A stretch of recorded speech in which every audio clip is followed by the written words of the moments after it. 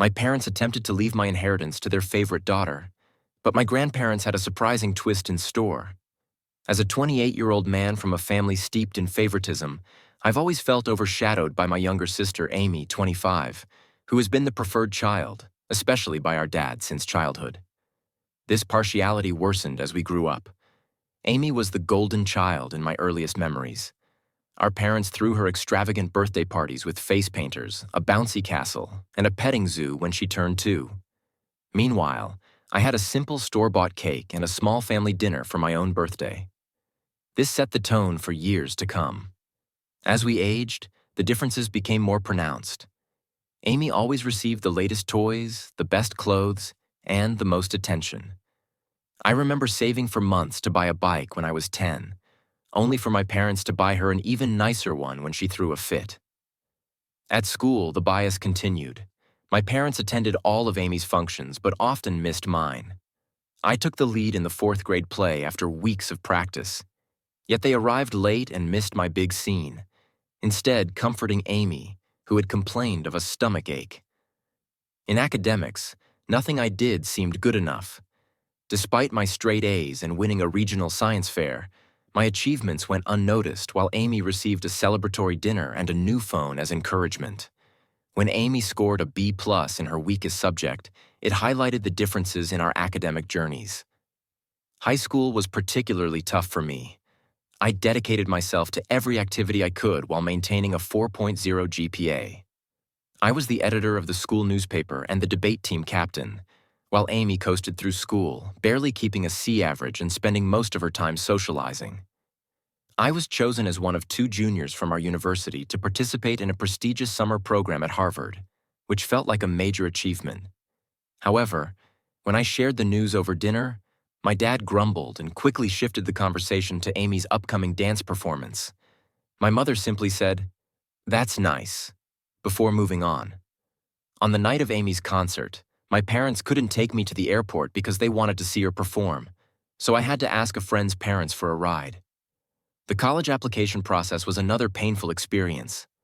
I spent months refining my essays, engaging in extracurricular, and preparing for standardized tests. Several elite colleges accepted me, along with a substantial scholarship to my dream school. When I shared the news at dinner, my parents' response was lukewarm. "That's good, but don't let it go to your head," my dad said.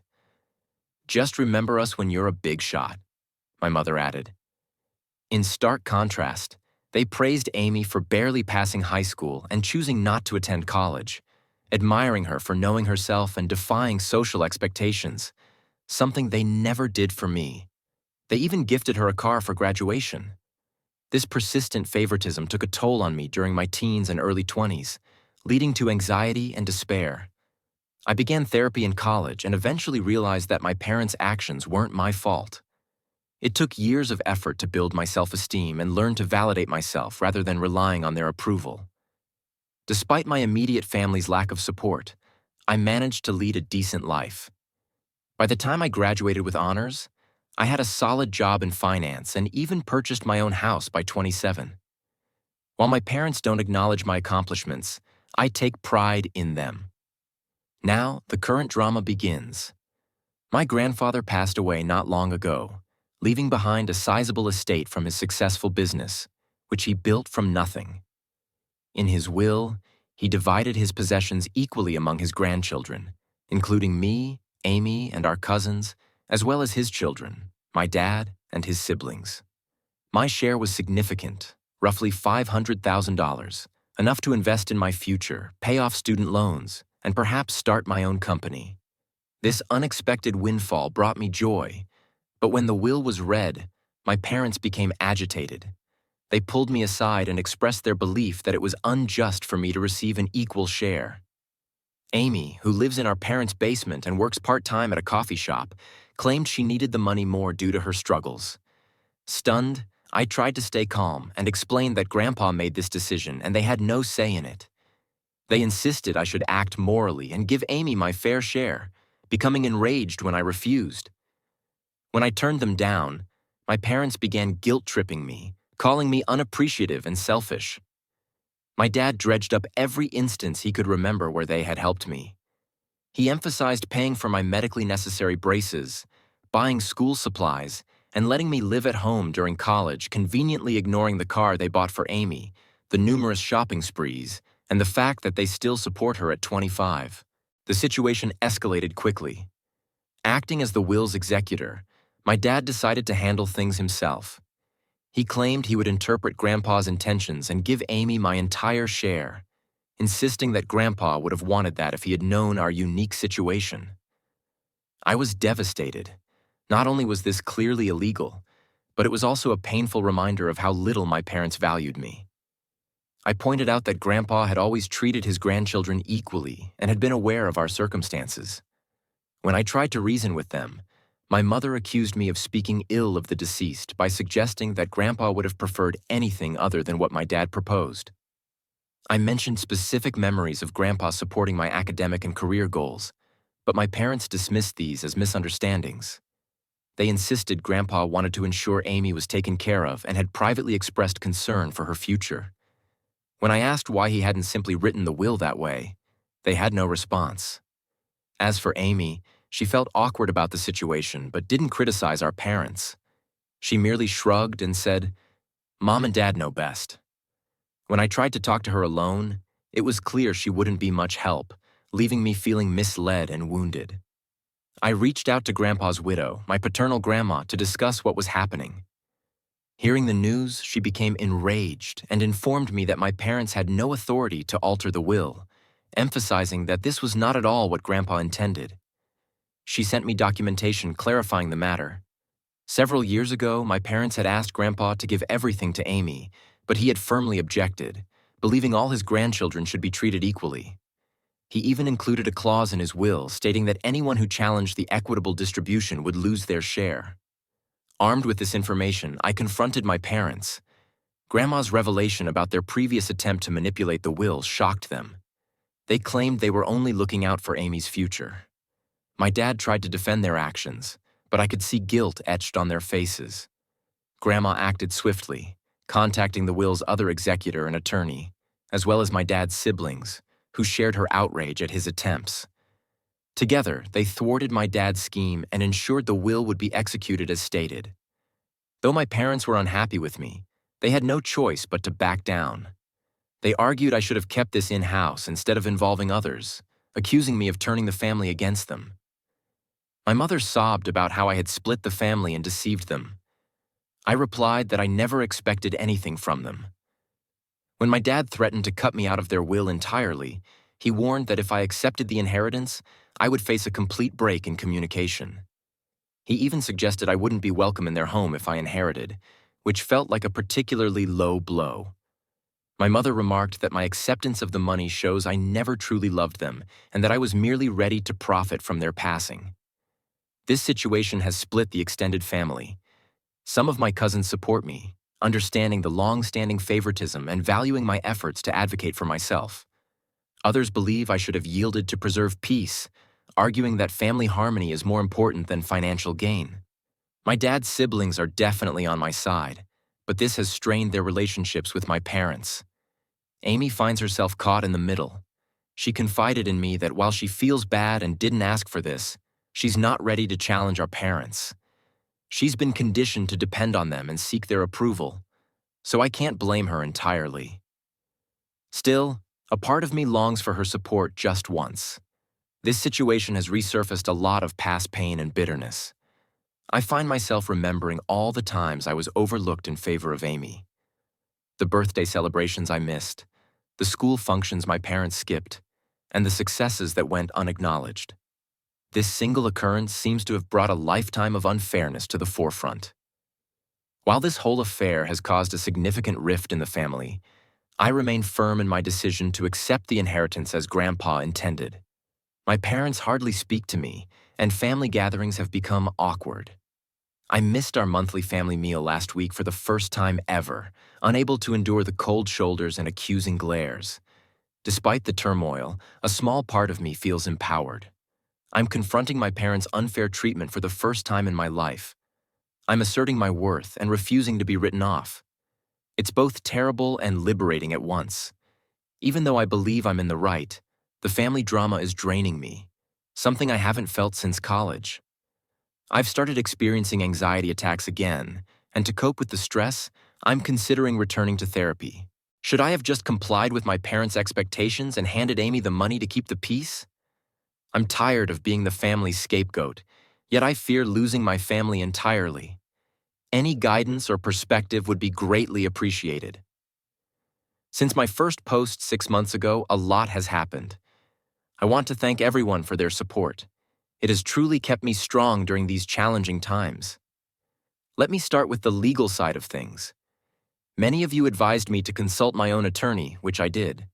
He confirmed that I had every right to inherit and that my dad's actions were illegal. He helped me document everything and prepared me to take legal action if needed. Fortunately, it didn't come to that. Along with my dad's siblings, my grandma and her attorney managed to resolve matters without involving the court. I received my full inheritance and the will was executed exactly as intended. Due to his attempts to manipulate the will, my dad was removed as an executor. This was a demanding process that took several weeks. My parents threatened litigation, and there were tense meetings and furious phone calls. But ultimately, the law was clear, and they had to back off. The fallout within the family has been significant. Initially, my parents doubled down on their viewpoint, and the tensions continue. They accused me of being greedy and neglectful of my sister, attempting to rally other family members against me by spreading allegations that I had somehow coerced Grandpa into giving me money. Fortunately, most of the family saw through their deceit.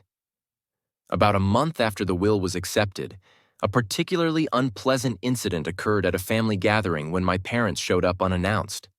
My aunt was hosting and hadn't invited them, but they started a scene, shouting that I had taken from Amy and turned Grandma against her. My dad claimed I had ruined all the wonderful memories, while my mother threw an old photo album at my feet. It was awkward and terrible. It took several relatives to calm them down and persuade them to leave. Bless her heart, my grandmother became my strongest supporter throughout this ordeal. She shared stories about how Grandpa had always been proud of my achievements and had wanted to ensure all his grandchildren had equal opportunities. She mentioned that Grandpa kept a scrapbook of my accomplishments, including newspaper clippings of my academic honors, copies of my college acceptance letters, and even the program from that university play my parents had missed. This insight was both sad and uplifting. Grandma also offered to set the record straight with the wider family. She organized a gathering, excluding my parents, where she laid out the entire history of their favoritism, including events I had long forgotten or never heard about. Having someone finally acknowledge the unfairness I had endured for years was vindicating. But it also reopened old wounds regarding my sister, Amy. She finally found her voice and came to me personally, apologizing for not standing up for me sooner. After some soul-searching and long talks with our grandmother, Amy admitted that she thought our parents' favoritism was wrong, but she had been too afraid to confront it. We discussed our childhood in great depth and emotional intensity. Amy confessed that being the favorite child wasn't as wonderful as it seemed. She never learned to stand on her own 2 feet and felt immense pressure to meet our parents' expectations. She shared stories about how she longed to achieve things independently, but our parents always swooped in to handle everything for her, depriving her of the chance to learn from her mistakes. This conversation marked a turning point in our relationship. We began to repair the sibling bond that our parents' favoritism had fractured. Just the two of us started meeting regularly for coffee, discussing and supporting one another through this family crisis. When Amy declared she would pay for college with her inheritance, it astonished everyone. She said my standing up for myself inspired her to take charge of her own life. Once she decided on her field of study, she enrolled in a nearby community college with plans to transfer to a 4-year university. Our parents reacted with shock. They realized their babying had not helped Amy. Initially, they lashed out at both of us, trying to guilt Amy into quitting college to help the family, claiming I had turned her against them. However, when that approach failed, they shifted their strategy. After several long discussions with our grandmother and witnessing Amy's remarkable transformation, my mother began to acknowledge how damaging their actions had been. She has taken some hesitant steps toward reconciliation, even starting therapy to address her issues. She reached out to apologize, admitting that she had been unfair and asking for a chance to make amends. It's a slow process, and while I'm cautiously hopeful, I'm also maintaining firm boundaries. Unfortunately, my dad has been less willing to acknowledge any mistakes. Still furious, he sees himself as the victim in this situation. He has been cold toward Amy since she decided to attend college and barely speaks to me. He has attempted to control us by threatening to sell our childhood home if we don't come to our senses or forgive him, insisting we were wrong. While we both stand firm, it hurts to see him distance himself from both his children like this. The dynamics within the extended family have shifted dramatically. I now live closer to my dad's siblings, who have been quite supportive, and my grandmother has heard from my aunts and uncles about managing my dad's difficult behavior over the years. This has eased my loneliness in this struggle. I've also developed deeper bonds with some cousins who stood by me. We started a monthly cousin dinner to catch up, free from the drama of the older generation. For my part, I've been making smart use of my inheritance. After paying off my college loans, I now feel an incredible sense of financial freedom. Working with a financial advisor, I've built a diverse investment portfolio. I have also set aside some funds to potentially launch my own company in a few years. I'm exploring the idea of opening a community center that offers reasonably priced mental health services and financial literacy seminars. However, for me, investing in therapy for myself and volunteering to support Amy has been the most meaningful use of the money. Both of us are learning to set reasonable boundaries with our parents and working on healing from our childhood experiences. Although it's a long road, I already feel I'm gaining knowledge and the ability to overcome emotional neglect and long-standing favoritism. This entire process has brought some surprisingly positive changes into my life. I now understand a great deal about establishing limits and standing up for myself. While I know I made the right choice, it hasn't been easy, and difficult days still arise. I feel proud of myself for resisting guilt. One of the most unexpected outcomes has been a shift in my career path. Navigating all this family conflict and going through therapy has illuminated my passion for supporting people who face similar dysfunction.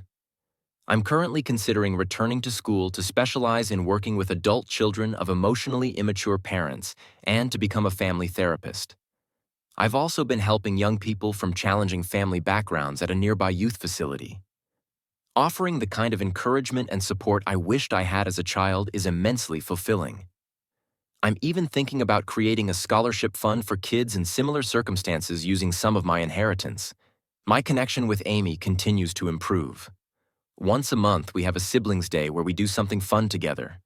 Our hiking and picnic last month felt like the most relaxed and connected we've been since childhood, free from our parents' influence. We are gently rebuilding our bond on our own terms. As for my parents, things remain complicated. Our relationship is being gradually rebuilt by my mom, who has been attending therapy regularly and is starting to recognize the damage her favoritism caused. We've had a few one-on-one lunches where we engaged in honest, though challenging discussions about our past and future direction. While it's not perfect, noticeable improvement is happening. My dad, however, continues to resist change. He insists he hasn't done anything illegal and believes Amy and I should be grateful. He refuses to be in the same room with me, missing several family functions.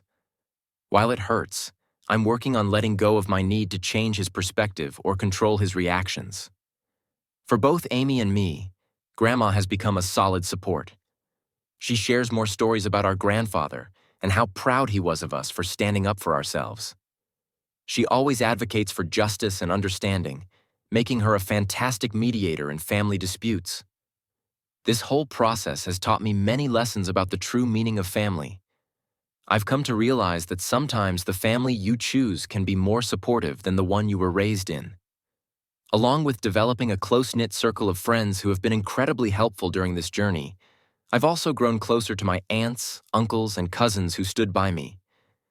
Setting boundaries and practicing self-care have become essential to my well-being. I'm getting better at saying no to situations that compromise my mental health, and I no longer feel guilty about prioritizing my well-being. I spent so long trying to win my parents' favor that I neglected to explore new interests and hobbies. To those in similar situations, my advice is to never let anyone make you feel bad for claiming what is rightfully yours, even if it causes controversy. It's reasonable to defend yourself. Family dynamics can be complicated, but you deserve fair treatment. Remember, it's never too late to start building the life you deserve. Seek therapy if needed. Surround yourself with supportive people and don't hesitate to set boundaries. Your personal worth is defined by who you are, not how your family treats you. I want to thank each of you again for your advice and encouragement.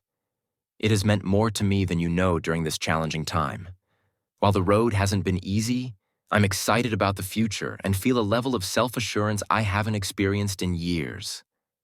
I'm eager to see where this new chapter will lead, and am determined to break the cycle of favoritism to build healthier relationships in my future family. As for my parents, things remain complicated. My mom is trying to rebuild our relationship. She's attending therapy regularly and is starting to acknowledge the damage her favoritism caused. We've had a few one-on-one lunches where we've had honest, though tough, conversations about our past and future direction. While it's not flawless, I can see improvement. My dad, however, continues to resist change. He insists he hasn't done anything wrong and believes Amy and I should be grateful. He refuses to be in the same room with me, missing several family functions, which hurts. I'm working on letting go of my need to change my dad's perspective or control his reactions. For both Amy and me, Grandma has become a strong support. She shares more stories about our grandfather and his pride in us for standing up for ourselves. Always advocating for justice and understanding, she has been a fantastic mediator in family issues.